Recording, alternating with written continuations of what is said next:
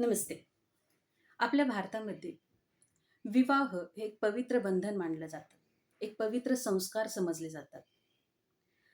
आपल्या भारतामधील जी विविधता आहे, वेगवेगळे राज्य, तेथील धर्म, जाती, रीती, रिवाज याप्रमाणे या अनुषंगाने विवाह संस्कार हे वेगवेगळ्या पद्धतीने केले जातात. आणि या विवाह संस्कार झाल्यानंतर कायदेशीर बाबीने, कायदेशीर तरतुदीप्रमाणे सदर विवाहाची नोंदणी करणं हे अत्यंत आवश्यक आहे. परंतु आजही ही बाब दुर्लक्षित केली जाते. तर मी ॲडव्होकेट संगीता तळे आजच्या या व्हिडिओमध्ये आपणास रजिस्टर मॅरेज म्हणजे काय? मॅरेज रजिस्ट्रेशन म्हणजे काय? मग ते कसं करतात? काय करतात? याबद्दलची सविस्तर माहिती आपण पाहणार आहोत. सर्वप्रथम आपण मॅरेज रजिस्ट्रेशन आणि रजिस्टर मॅरेज म्हणजेच विवाह नोंदणी आणि नोंदणीकृत विवाह म्हणजे काय याबाबतची माहिती बघूया. आता सर्वप्रथम विवाहाची नोंदणी म्हणजे की तुमच्या धर्माप्रमाणे, जातीप्रमाणे, संस्कृतीप्रमाणे विवाह झालेला असतो आणि तो झालेला विवाह संबंधित अधिकाऱ्यांकडे जाऊन, रजिस्ट्रारकडे जाऊन त्याची नोंदणी करणं, याला विवाहाची नोंदणी करणं असं म्हटलं जातं. आणि नोंदणीकृत विवाह म्हणजे रजिस्टर मॅरेज यामध्ये तुम्ही पूर्वी लग्न केलेलं नसतं. म्हणजेच तुमच्या रीतिरिवाजाप्रमाणे विवाह संस्कार झालेले नसतात आणि तुम्ही मॅरेज रजिस्ट्रार समोर जातात. तिथे तुमची के-वाय-सी वगैरे करतात आणि त्या ठिकाणी तुम्ही प्रथमतः लग्न करतात. त्यावेळेस त्याला रजिस्टर मॅरेज म्हटलं जातं. आता आपण पाहिलं की मॅरेज रजिस्ट्रेशन आणि रजिस्टर मॅरेज ह्या 2 वेगवेगळ्या गोष्टी आहेत. आपल्या भारतामध्ये हिंदू विवाह अधिनियम 1955 अंतर्गत जे हिंदू धर्मातील लोकं आहेत, त्यांच्या विवाहाची नोंदणी किंवा नोंदणीकृत विवाह करून दिला जातो. तर हिंदू व्यतिरिक्त जे लोकं आहेत, त्यांचा ची नोंदणी मात्र स्पेशल मॅरेज ॲक्ट 1954 या कायद्याअंतर्गत केली जाते. या दोन्ही कायद्याअंतर्गत रजिस्टर मॅरेज आणि रजिस्ट्रेशन ऑफ मॅरेज या दोन्ही गोष्टींचा समावेश केला गेलेला आहे. आता या ठिकाणी आपण मॅरेज रजिस्ट्रेशन करणं हे का आवश्यक आहे, याबाबत थोडक्यात चर्चा करूया. आधुनिकीकरणामुळे आय-टी क्षेत्रामध्ये खूप प्रगती झालेली आहे आणि आपल्या इथले बरेचशी लोकं परदेशामध्ये जाऊन तिथे राहतात किंवा त्यांना त्यांची राहावं लागतं. तर अशा वेळेस स्पाउस व्हिसा काढण्यासाठी मॅरेज सर्टिफिकेट हे असणं अत्यंत आवश्यक आहे.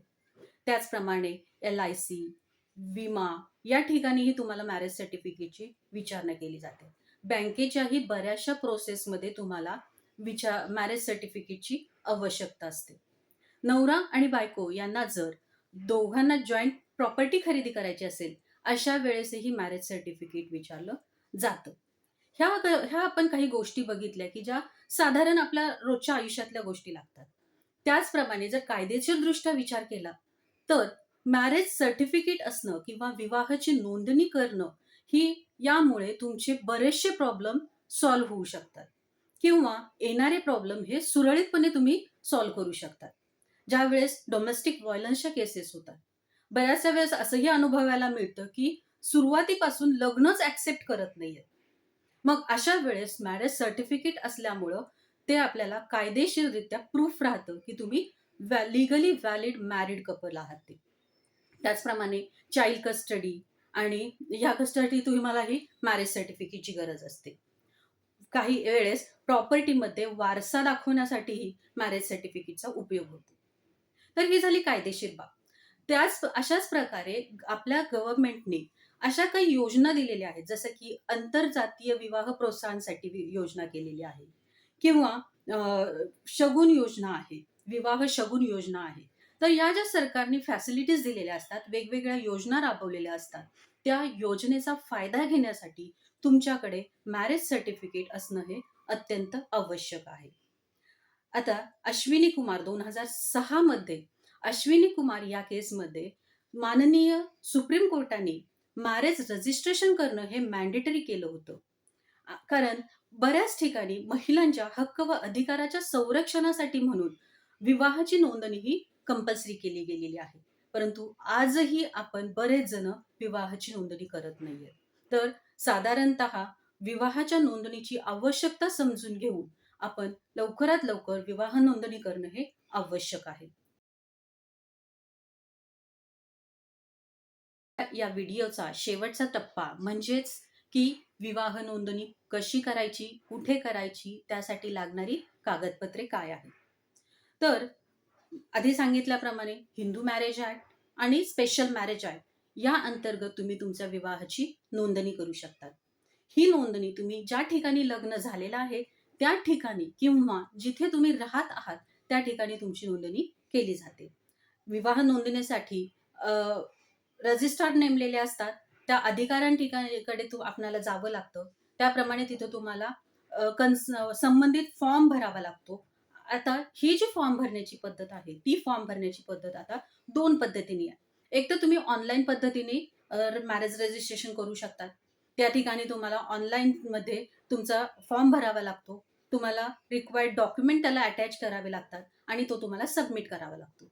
तुमचा फॉर्म सबमिशन झाल्यानंतर साधारणतः 1 महिन्याचा कालावधी तुम्हाला दिला जातो.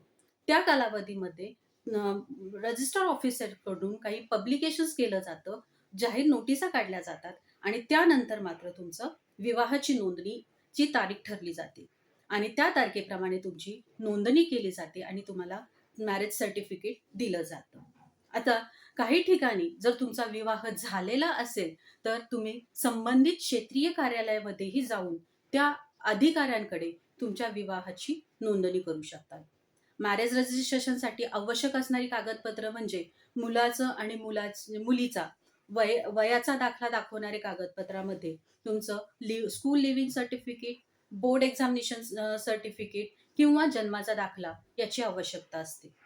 तुमचं रहिवासाचा पुरावा देण्यासाठी आधार कार्ड किंवा आधार कार्डाची आवश्यकता असते आणि त्याचबरोबर तुमचे 3 साक्षीदार व त्यांच्या आधार कार्ड इत्यादी कागदपत्रांसहित तुम्हाला विवाहाची नोंदणी करता येऊ शकते.